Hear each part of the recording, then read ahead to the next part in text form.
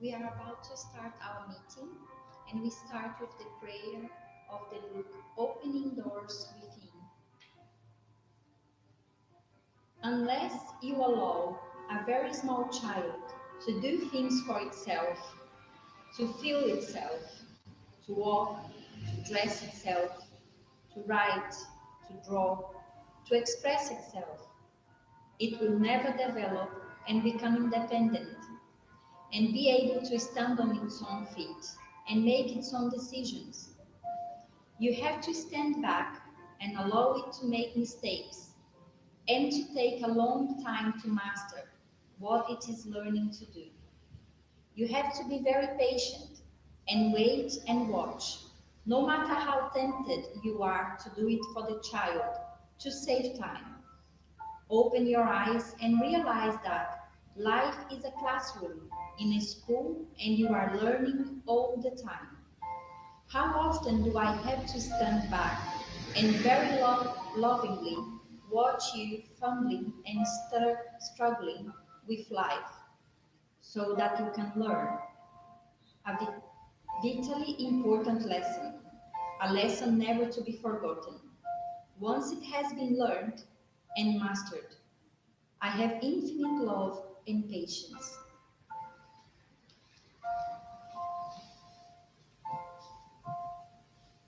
As we are about to start our meeting today, in this ambient prepared by those enlightened spirits, friends of ours, who anticipated us and prepared it for us once more to be here.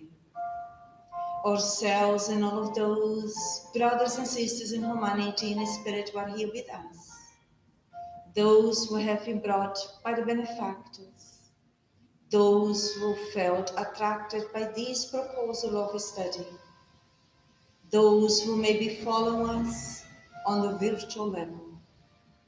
May we all, as members of the universal family, unite our hearts, unite our thoughts, and remember Jesus, the light of earth, our brother, our friend, our guide, asking you that you may bless us with your light, with your love, and with your peace, as we are gathering under your name to reflect, to study about the universal laws. As today we will be studying about hopes and consolations from the viewpoint as immortal beings, beings in evolution, as we all are, involved in this soothing atmosphere, prepared by the enlightened spirits. We united with them start our study today. So be it.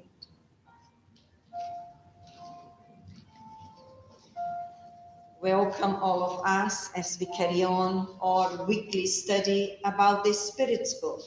And we as learners, as we all are, we are all invited to participate with our thoughts or information, so that we as students, we carry on fortifying ourselves in understanding a bit more, reviewing our own concepts, actualizing our values when it's needed. And as we are in the chapter Hopes and Consolations, we are within the chapter Future Joys and Sorrows, and the subtitle where we finished last week is The Intuition of Future Joys and Sorrows. We will carry on today in the question 963, but we just go through the final note of the question 962, where we went through last week. Just for us to bear in mind what we are discussing on the note. The question 962 is, why are there skeptics since the soul brings the sentiment of the spiritual things to everyone? Is that clear for us to depart? We went through the answer, we went through the first part of the note, and we are missing the last part of the note, which we conclude, and then we move on to the question 963. So if you go through, just to read it first for us to gradually follow it. The idea that God applies divine justice and goodness through the wisdom of the divine laws does not always allow us to believe that righteousness and the wicked are at the same level in God's sight. How do we understand that bit? Is it referring to the idea of the divine justice? Divine justice, is it different than the human justice? Sometimes it could be, because the human justice is following the evolution of the human beings on earth, and that justice will be developing and actualized according to the evolution of the people. But divine justice refers to the law of cause and effect. So whatever we do, sooner or later that comes back in terms of joys or sorrow for us as students of the natural laws in life. Anything else that we take on this part? Otherwise, we carry on just to conclude it. Nor can we doubt that someday the former will receive a reward for the good they have done, and that the later will receive a punishment for the evil they have done.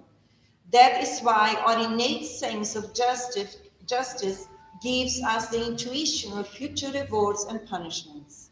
So for us to wrap up what comes to our minds here. How do we understand punishment according to Spiritism?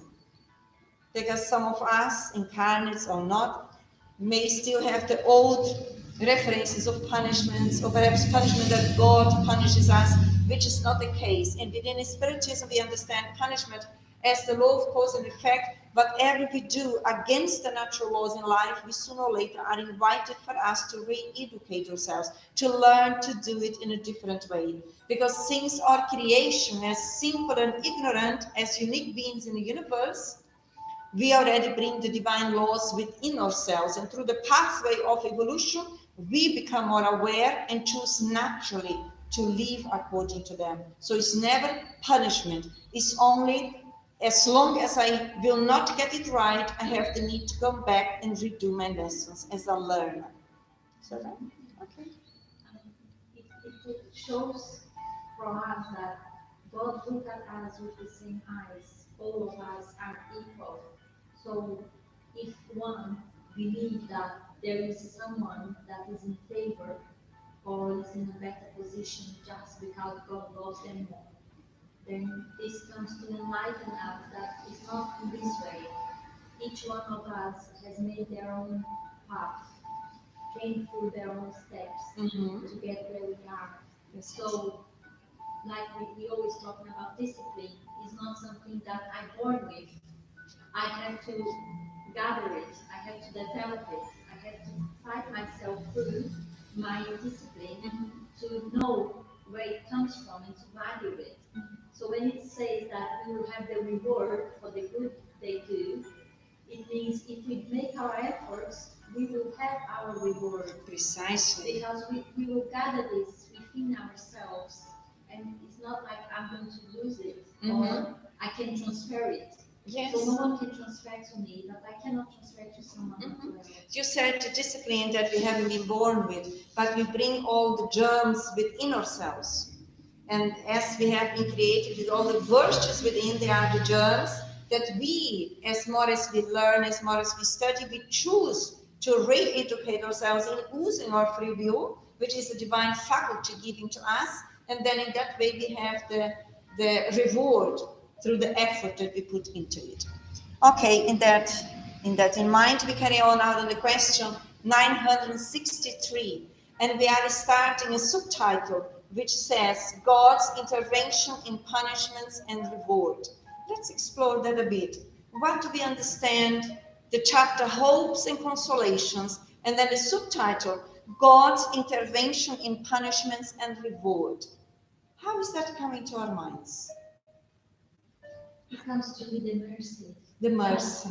We many times we think that punishment, like we just talked about, we come back and reincarnate to face our shadows in an attempt to overcome them, and then we believe that we have done wrong, so wrong will be done upon me because I deserve it.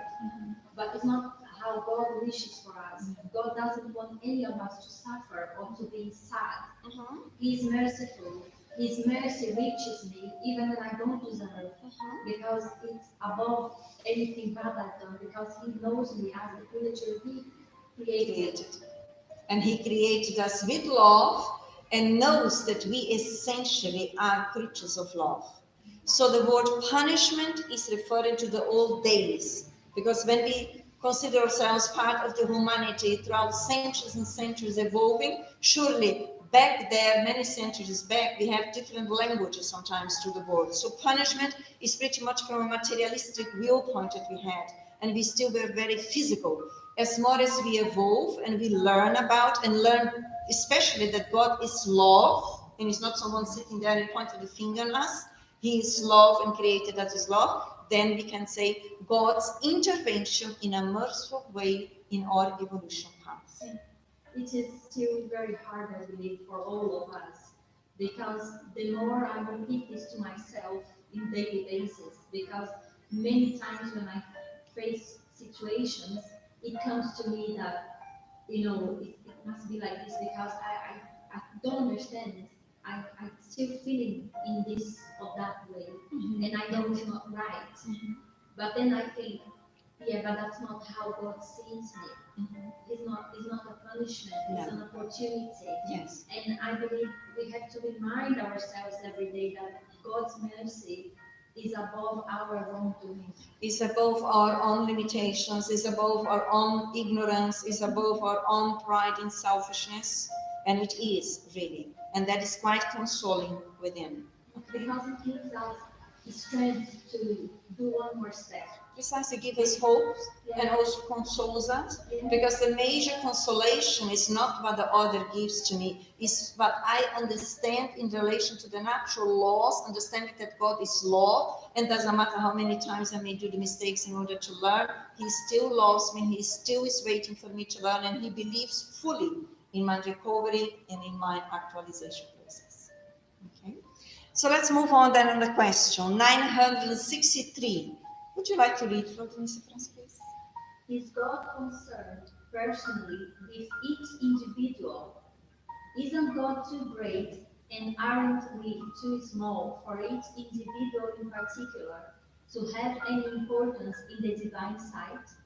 So let's explore the question. What is this question about? There are actually two questions in the question. Let's go through the first one. Is God concerned personally with each individual? If you were to reframe that question, how would that be? I think it's in a way that you think, everyone is so important that God spends time with each one of us, each one of you. Like, who you think you are, God will spend His time caring for just for you or with you. Yes, or we can also think, well, if God is the creator of everything and everyone in the universe, is He concerned with each individual in particular? And then the second says, isn't God too great and aren't we too small for each individual in particular to have any importance in the divine sight? Like that, doesn't God have more important things to do? Precisely, because we are so insignificant. But this is our understanding. When we think about Earth, it is understandable. But if we think about the whole universe, all the other planets and universes there is that God, is in all of them, then you think He's taking care of each one of us. Then it makes this really insignificant, the individual, in our way of looking, the material way. Or I wonder if we see ourselves so small and think that He has so much more important things to do, as you said, and forget that we are important for Him because He created us. So we may not be so insignificant for Him as we may think. Let's see what we learn by the Enlightened Spirits when they answer this question and say, God is concerned with all created beings, no matter how small they may be. Nothing is too small for God's goodness. What comes to us now? Yeah, and I understand a lot of what I really sorry, how can I say, confidence, Mhm. belief. Okay. Yeah, but I understand how to Concentrate all different things. I think, when it's bringing this to us, it's saying, yes, God does care about each one of us, not just the humans, but even the smallest of the insects, of the creature in earth, the smallest bits of ground, of sand. He's in everything. He's taking care of everything. No one, nothing has been forgotten. So when we face our difficulties on the daily basis and we think, oh, this is happening because God forgot me. I'm in this situation because God somehow forgot me and this happened. So no, it's not. No. He is with us and is Yes. not alone anytime. Yes. Very important that we are never alone and we are never too small that God have considerations towards us. We may feel sometimes that we may be insignificant, but what we feel may not be correct in relation to the love of God towards every and each one of us. So as more as we mature and understand more the natural laws which we are capable in this stage of evolution, because the natural laws are the manifestation of God within us, more we will understand that we have been created simple and ignorant with the love of God for us to learn to love. That means that we bring that power within. Therefore, we are not insignificant, even if I'm at the beginning of the stage of evolution. It is still important for God because He created me for a very good purpose. I think when we are very distant from God and we are looking for reassurance in the outside, in people to love us, in having things to be meaningful, to be of worth, or to be valued, but what I have or what I do, and I don't have that within myself, then I may feel like this, like I'm nothing, I'm nobody, I'm not worth it. And we have to bring this into our minds, into our conscience, to understand that this is not what makes me. No. How I am now is not who I am. Now, it's also understanding that we may have a feeling that we are not worthy as divine beings, essentially as we all are. Is studying Spiritism, we will find out actually we always have been worthy for God, but we used our free will or the faculty of freedom that He gave to us for us to promote ourselves spontaneously towards His will. We didn't. And in that way, when we didn't, we transgressed. Is that a word? We went against the natural laws and we harmed ourselves. And even if we don't remember that today, because our past experiences, they are quite on the unconscious level, but that comes from previous choices, either from this existence or from previous existences. And now, as we carry on a study and self-study ourselves, that is the purpose of the Spiritism in our lives, promoting our self-awareness, understanding where we are, not to punish, not to criticize ourselves, but to choose now to love ourselves, to respect ourselves, to develop dignity so that we develop self-esteem, that we develop safety, security, and self-worth within. Is that making sense? Yeah. Then we carry on here on the next question, 964. Must God be concerned with each of our actions in order to reward or punish us? Aren't most of such actions insignificant to God? We have two questions in one question.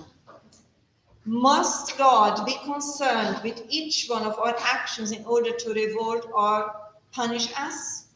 First it was if God is concerned with any of us individually. Now, Allan Kardec is asking the Enlightened Spirits if God is concerned with each individual action of us. Can we see the difference?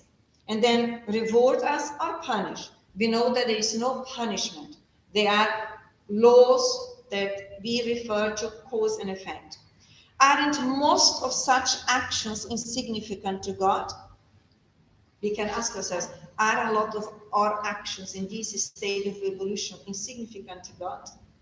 I believe that the word may not be that insignificant, but I think everything we do, even the smallest actions we have, they have consequences. So it's not that it's significant or insignificant, but they may have a power over bigger things we do.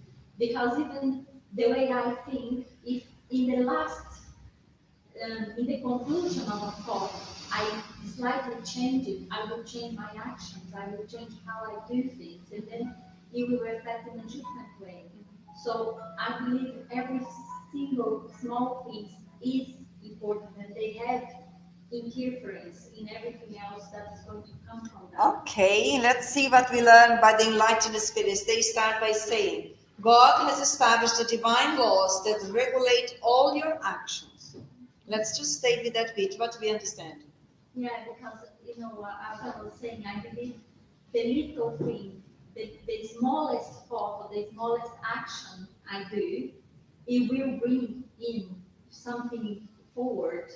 Because it's not God that is there looking everything I'm doing, but what I'm doing is reflecting, is creating my vibration. So when I vibrate that, I attract that to me, it becomes bigger and it develops into actions, into habits, into people that I go with, and that creates the atmosphere, the habitat I live in. God has established the divine laws that regulate all your actions. Therefore, my first question is, I am free as I may think? No, not at all. Because within lines here we are talking about the freedom. Because when we read, God has established the divine laws, understand the divine laws as the universal laws that regulate all your actions. So I may not be, and I'm not free in this instance of evolution as I may think. Because I bring God's laws within. So if he created those and established them and they are within myself, each choice that I may take which is against those rules, let's say, then I have consequences of that. Up to the point that I find out in the learning process what are the divine laws and choose to follow them and regulate my consciousness accordingly. Yeah? It's easier said than done, I believe, because we don't bring that to our conscience every day, all the time, because loads of things we do on automatic pilot. We don't really think what we're doing, how I'm brushing my teeth, how I'm brushing my head, which clothes I'm putting on, or why. Sometimes we just do things in automatic. Yeah. And but the proposal, we need to bring that into our conscience more, because I believe it's what Jesus said about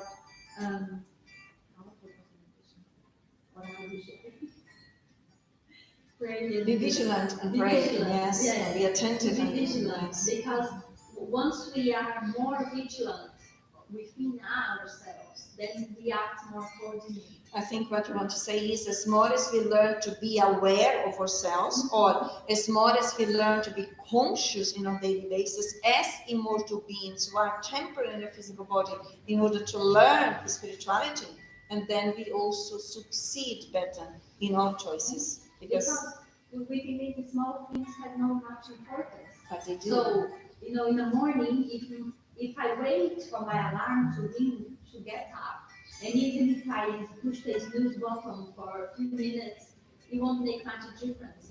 But on the end of the day, I see what a huge difference that makes to me. It's not because it's a few minutes, but it's because I'm not being honest with myself, the choices I made. Yes. Not conscious yet. The unconscious still dominates. But as more as we choose and train ourselves, we will succeed in developing the new ways of being. And then the Enlightened Spirits carry on. If you violate them, the divine laws, the fault is yours. So what are they teaching us here? I'm responsible. Because fault, let's translate as responsibility. And when they say that I'm responsible, what do they mean actually to teach us? For me, it counts as I do the steps away, I will have to do the steps forward. Responsibility on a deeper level of understanding and reflection means they are teaching us to develop autonomy in every thought and every action, every behavior that we do. Because responsibility is making choices from a spiritual perspective that brings the autonomy of the creature created by God back to him. Obviously, when people commit an excess, God does not pronounce sentence on them by saying, for example, you are a glutton or I am going to punish you. But God has set up a limit. Maladies and sometimes death are the consequences of excess. Thus, the punishment results from breaking a law. Everything happens this way. How do we now translate this? We know there is no punishment, as we saw previously, although the word comes from previous centuries back teachings. We translate that as there are consequences in our existences and our choices.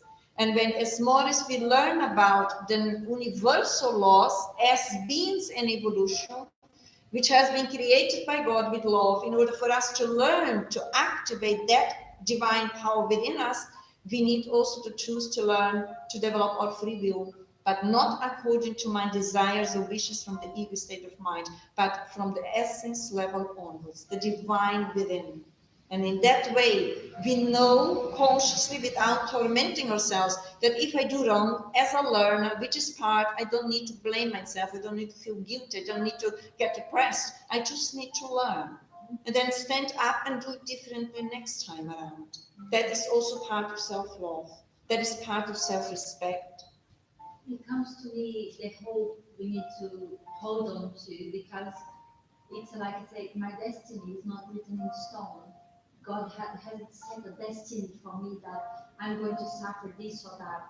I used to hear a lot in my childhood and teenage times that a saying in Brazil that when a tree grows curved, it will die curved. So there is no way back. If you do wrong, there is no way to redeem yourself. You will be that way, you are that way, and there's nothing to be done. Once all the teachings we learn tells us that we have a choice. If we make ourselves responsible for everything and we take the effort, we can do something different, we can change.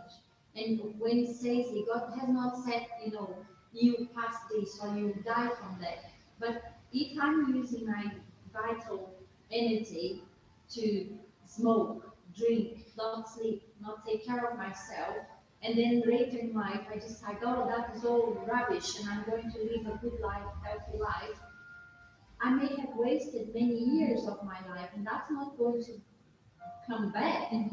I've wasted it, so I will die early probably, and that's not God punishing me. No. It's me. I've already wasted it. I don't have how Yes. to get it back. Even if God wanted to give me, I've already used it. I don't have where to put now.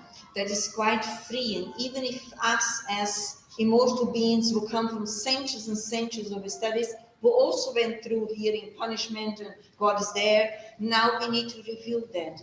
Because actually what the Enlightened Spirits are teaching us here, it is a teaching that comes from the light heart onwards. When you learn and you don't do something right, stand up, take responsibility and choose to do it in a different way.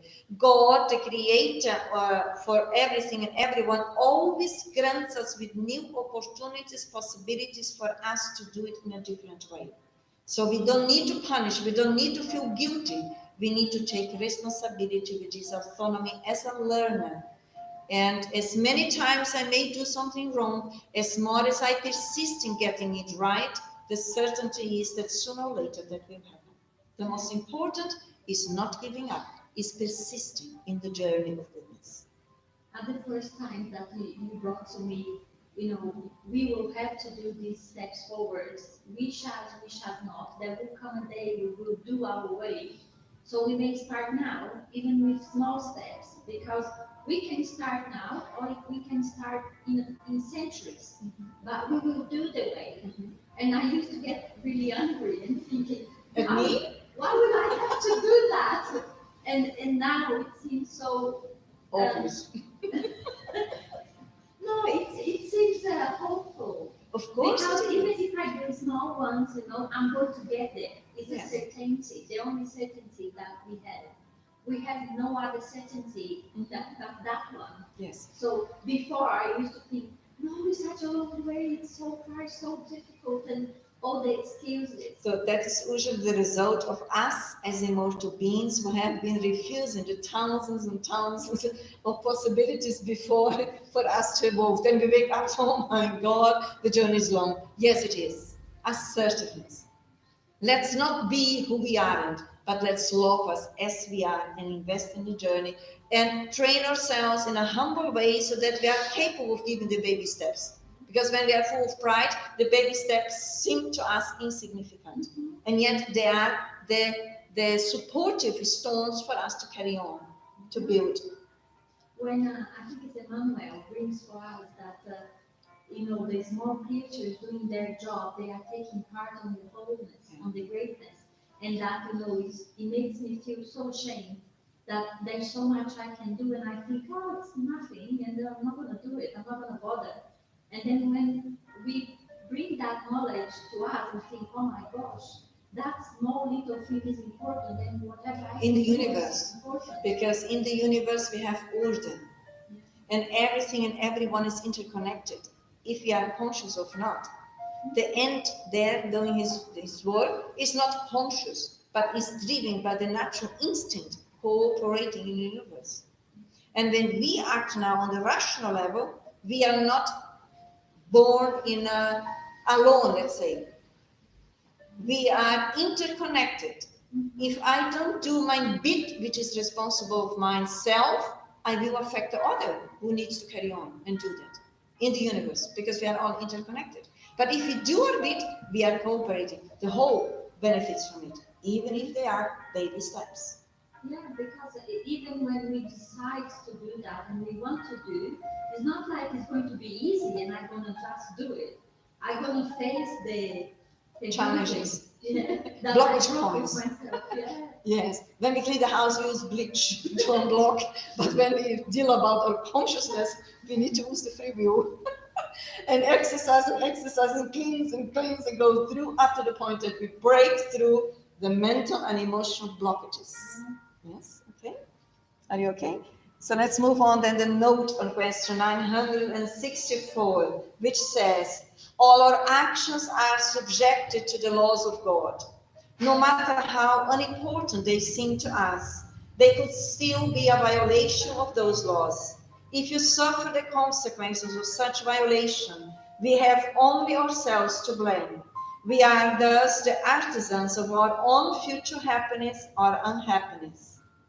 So what do we as immortal beings take from this note in the current stage of comprehension? We have only ourselves to blame. Okay, I would say we have only ourselves to take responsibility to develop happiness within.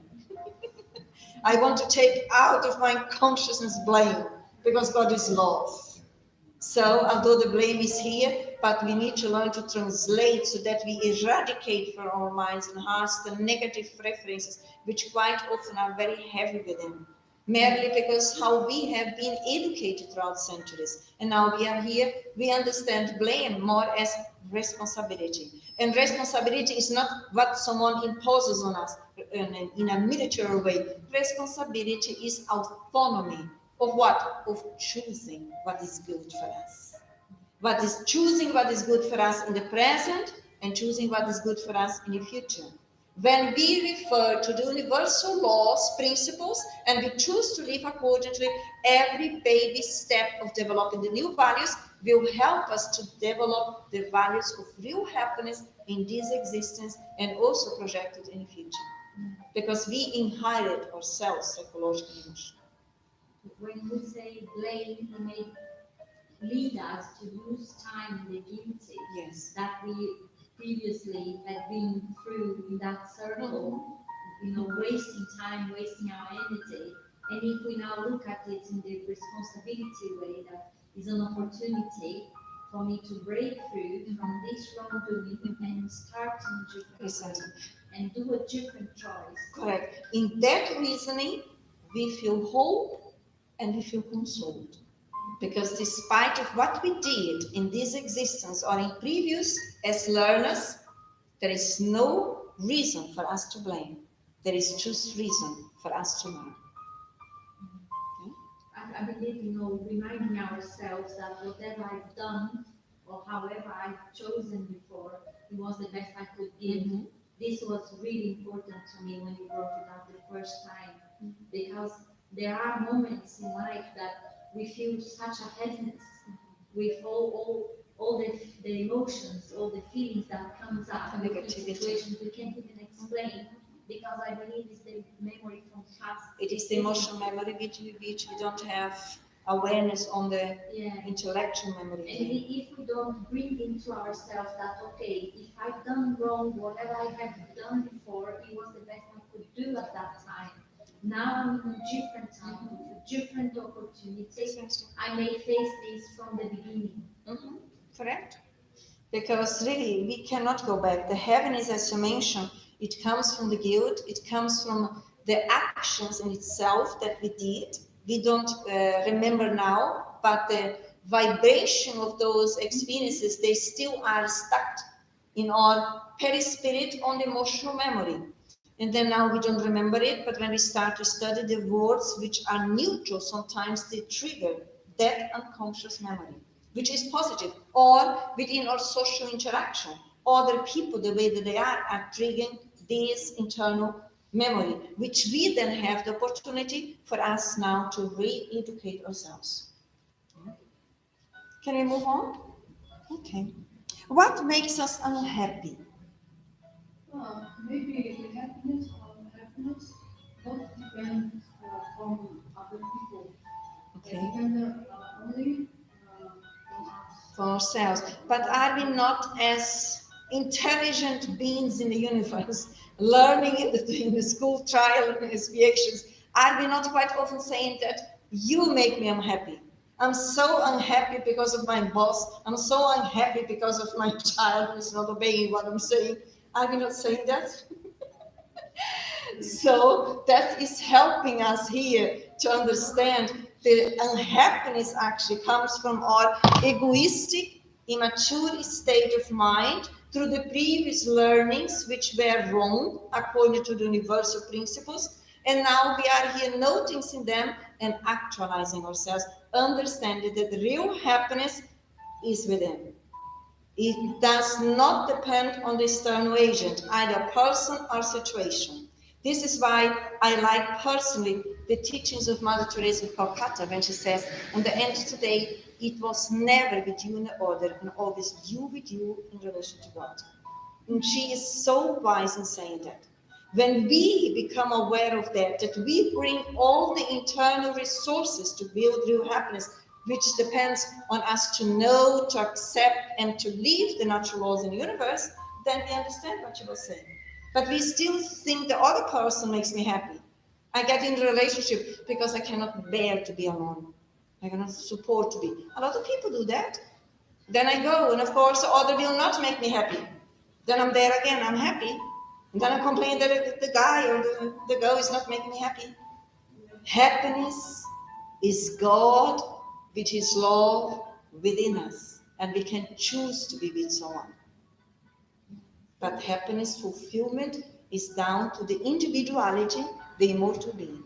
Yes? Sometimes people feel when they look inside, they feel they will fall apart, but in fact, actually, just the opposite. So the fear of sort of not looking at yourself. I think the fear of falling apart can happen, which is part of the journey of evolution, that we become more conscious of our unconscious reality, and it can be extremely uncomfortable sometimes, yet it is extremely healthy, because that shows that we are closer to the essence than previously. This is a misunderstanding, Sorry? It's a misunderstanding. It is a misunderstanding, because yes.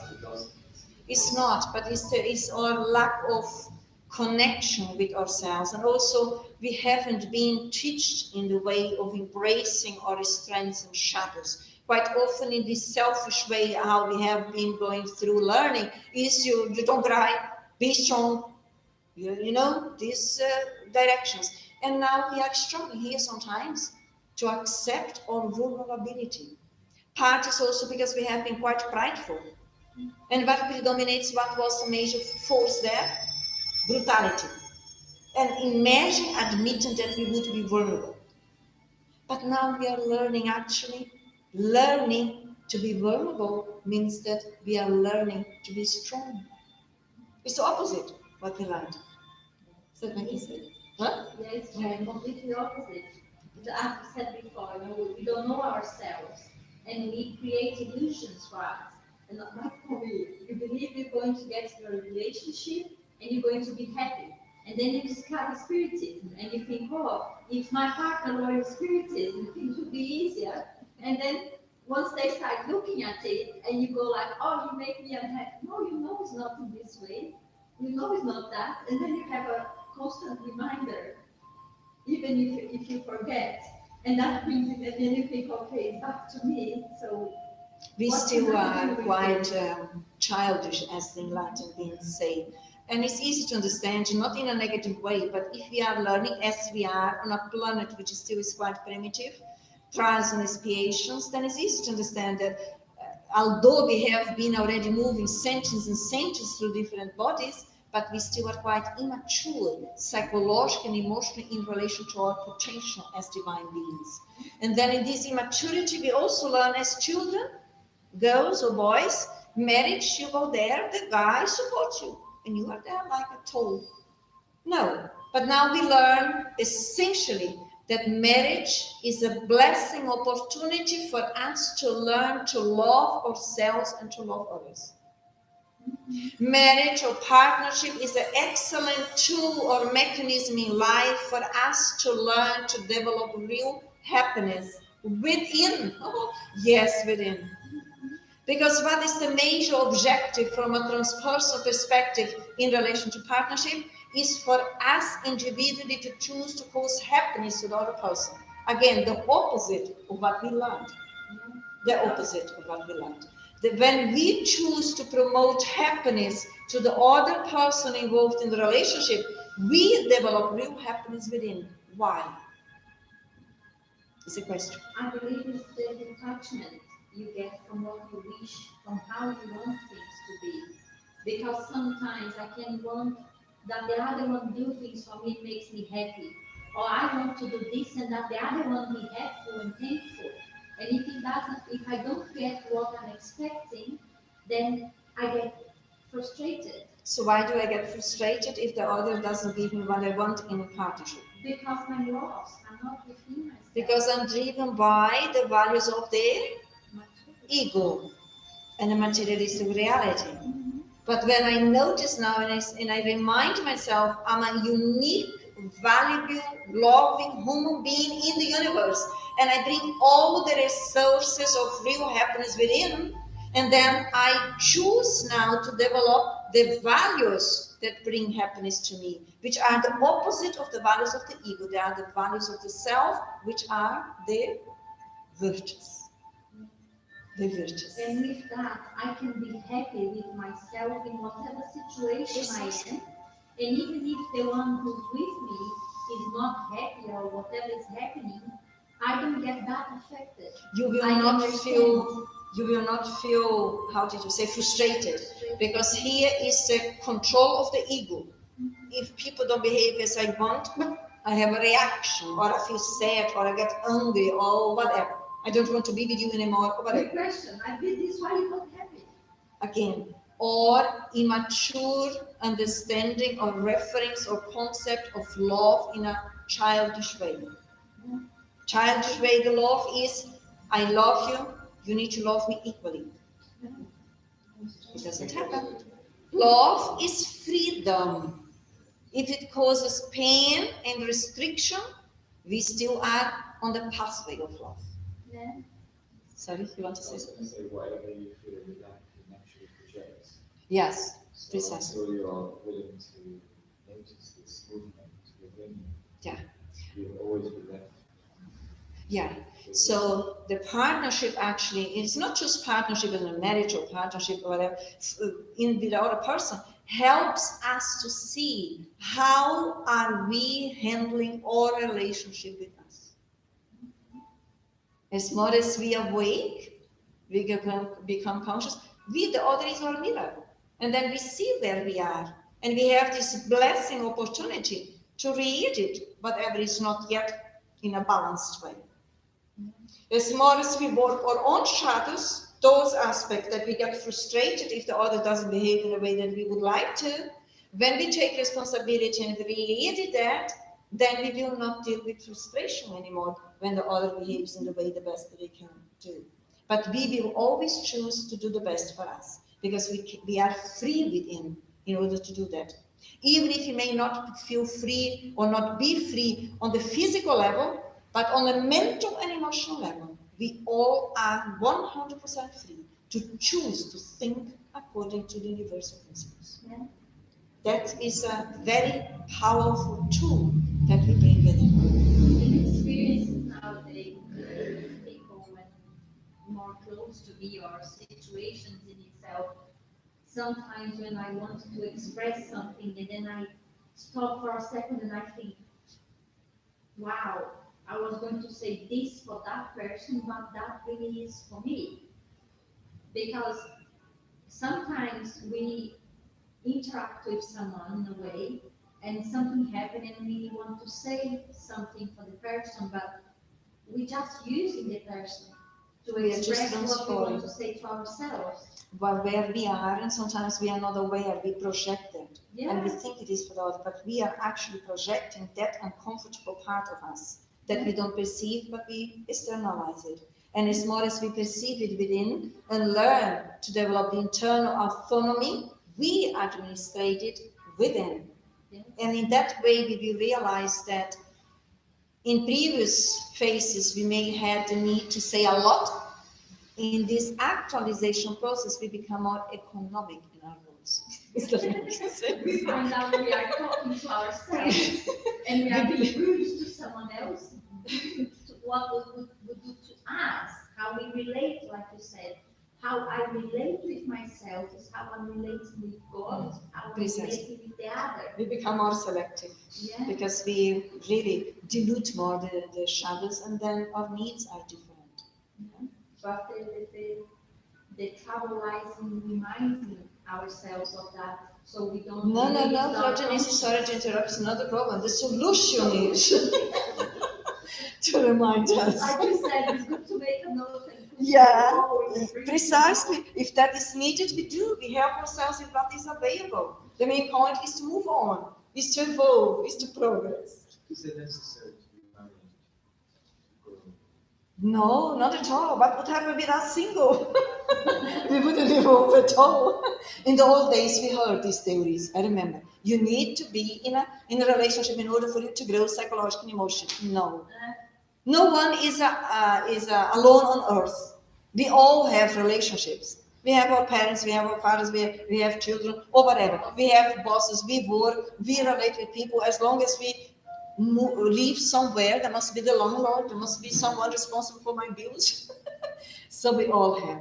Because the measure is not, if that would be the case, would be right in saying that a lot of people who are in relationships, they are not growing because they are stuck on the ego state. Would we agree? So the major relationship that we need to develop is us with us in relation to the other beings in the universe. If that means to be in established relationship, if that is part of our program, so be it. If it's not, there are plenty of other people that God is placing in front of us for us to train our relationship with God. Yeah. I believe we settle those beliefs very high standards, like have to be married, have kids, and live in a wonderful house, have a nice car. And then once you don't... You forgot the dog. Yeah, the dog.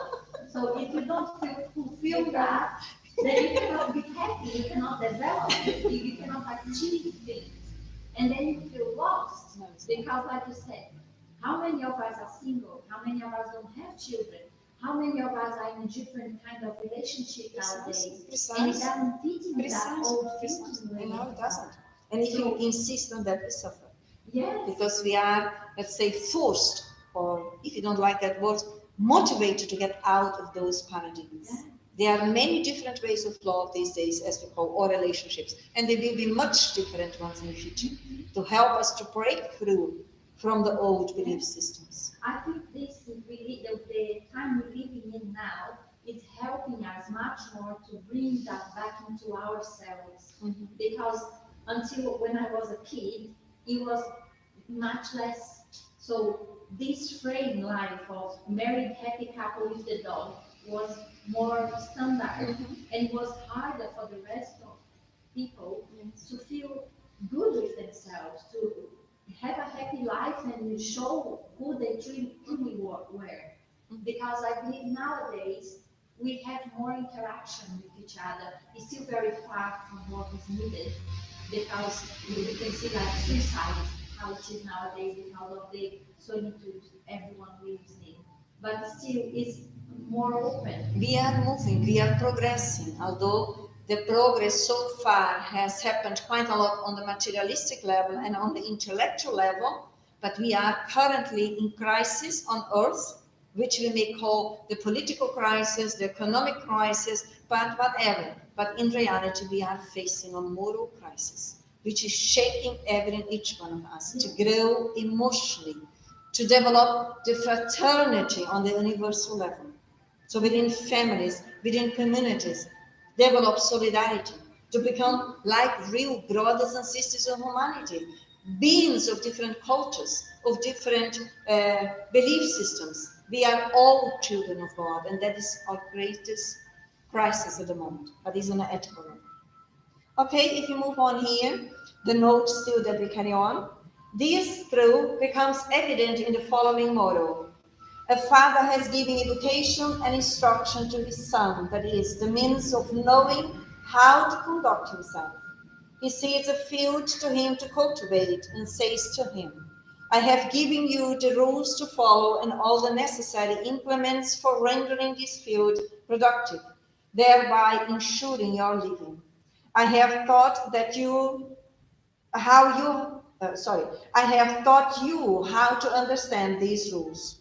If you follow them, your field will yield abundantly and will furnish you repose in your old age. If you do not follow them, it will yield nothing and you will die of hunger.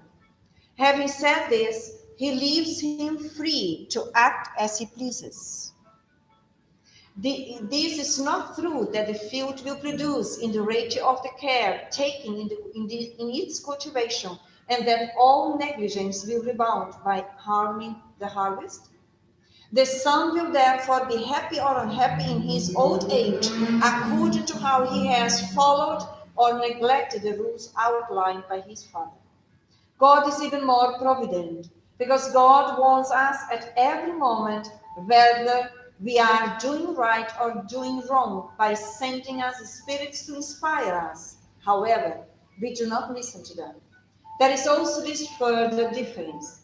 God gives us recourse through new lives to repair our past errors, where the son of whom we have been speaking will not have the same opportunities in the misuse if he misused his time.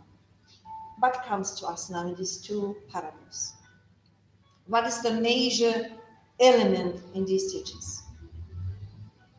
Just help that everyone. Sorry? There's help that everyone. There is always help there. When he referred in relation to the guy there giving land and whatever, that is almost like God who grants us a new reincarnation, a new experience, also gives us the free will to produce. To produce what means? To produce spiritually towards our own growth. Here he is referring to plants, but here we are referring to our individual psychological and emotional growth. And it's up to us how much we do, in which way we do it. Yeah? I believe it's bringing to us that the virtues we have all the tools to develop them. And if we follow what we know, because even if I'm not studying, if I'm not being reminded, I know that within myself. I can feel when I'm doing a wrong choice or when I'm doing a wrong path. It feels wrong, it feels awkward. And then if I choose differently, and I will use better the things I bring within me, and then they will flourish. Okay. So it's almost like as a learner to see where I am, and as you said, is part of the evolution of the mind, of the spirit, to become aware where we are. And then when we do something, because we are learning and it's wrong, we bring the signals within our own nature. Because our nature brings the feedback immediately that we can sense, that we can feel, even on the physical level. Sometimes it is harmful because sometimes I bring in a low me that has been doing a habit in a wrong way for centuries. And now I face a different way, which is not that wrong way anymore. But as I do it the first few times, it will feel awkward. But it's a different kind of feeling. Because when I'm doing it wrong, to the wrong way, the wrong direction, I have that signing inside me. It's almost the certainty that it's not the way forward. Yes. But when we learn to do the correct way forward, yes, it's quite often at the beginning, it doesn't feel comfortable, it doesn't feel naturally, yet it feels right. Yes. Yeah? Can you see the difference? And then as more as we train ourselves, it becomes part of who we are. Then we feel that it's part of us. Okay? Anything else here? You want to say something? No?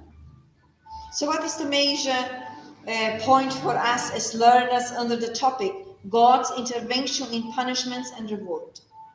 As we went through these questions, what comes to us if we were to summarize? Does God intervene in our evolution? That will be my question.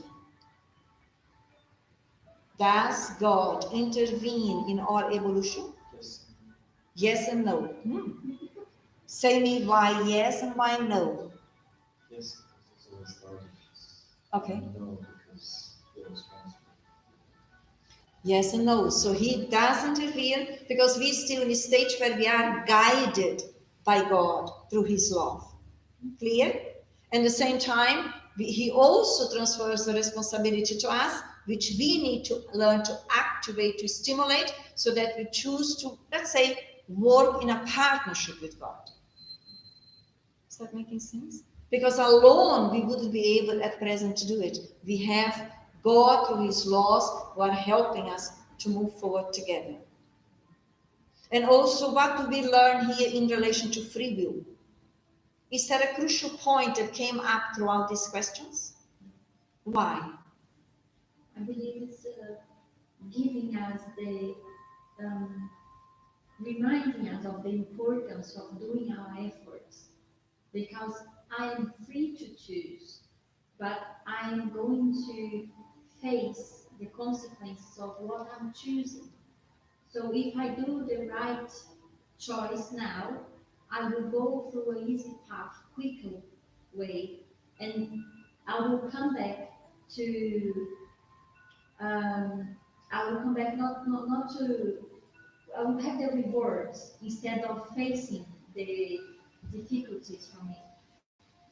Free will, as immortal beings who are progressing, evolving, taking responsibility, the free will, the faculty of freedom that has been given by God to every and each one of us, is that are we completely free to do what we want? Really not? I am free to choose what to think, whatever I want to? Yes or no? We are free, yes. I am free to think whatever I want to? Yeah. Yes. I am free to deal with the consequences of what I think? No. Can you see the difference? I am free to choose to do whatever I want to? Yes, because I have the faculty of freedom. I am free to choose the consequences of my choices? No. This is what we learn, that sometimes we may think that we are completely free because we hear that, yes, on the thought level, we are free to think whatever we want to. But the question is, what I'm thinking, is that referring to real freedom, or am I enslaved by my old systems? Because if my thinking is related to the old me based on the ego state of mind with anger, selfishness, and negativity, I'm not free at all. Although I choose to think in that way, but that doesn't mean freedom. Freedom comes within, where the essence of ourselves is love. And whatever is against that, that needs to be restructured. And then we become free. When we learn to think, to feel, and to behave according to the natural principles. Then we free ourselves from ourselves. Then we choose to think rightly. Then we are also free to deal with the consequences. Is that making sense? It was so hard for me to understand this before until someone said to me, you know, you're going to plant a pineapple and you want to take apples. It's not possible. No, precisely. It's almost like what you plant to be ripe. But we all choose now, of course, to plant plenty of flowers, isn't it? If we're in alignment with the natural laws, is there such a thing as your will? Such a thing as? My will. Your will, of course. As more as we learn, because we are training and educating our own willpower, more and more in accordance of God's will. But if you are in total alignment, can we not just say it is God's will? What would you say? If you are in total alignment, then can we not just say that everything that comes through you is God's will? It is, because we are conditioning ourselves. We never lose our individuality, but we condition, train, educate our individuality according to the will of God through the natural laws that we bring within. And of course, this is in the stage where we are. In the future, where we progress more, there are more laws, there's more learning.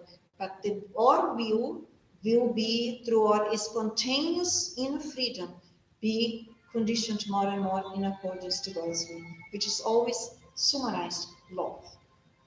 In that way, we're coming to the end today and close this meeting. Giving thanks to the universe for these unique, enlightened, enriching moments in our lives.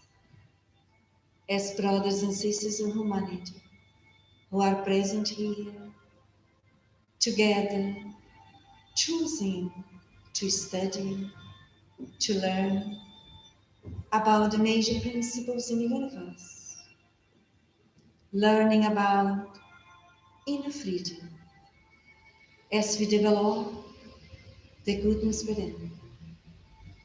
And in this moment of self-enlightenment, emerging from previous experiences of darkness, may we embrace us with great love and tenderness, as we already know that we are essentially beings of goodness, of love and peace. And therefore forgive ourselves for any mistake as learners as we are. And insist in learning even if we do commit mistakes. Carry on. One day, one moment, we will succeed. That is for sure. With our hearts full of enjoyment and gratitude towards God, Jesus, and the Enlightened Spirits, who love us all, who care about every and each one of us, who invite every and each one of us to insist, to persist, and to carry on, enlighten us, vibrating more and more in relation to the divine goodness that we all bring within. And with that in mind, and with our hearts full of joy, we carry on our journey together, promoting us, evolving every day, every moment. So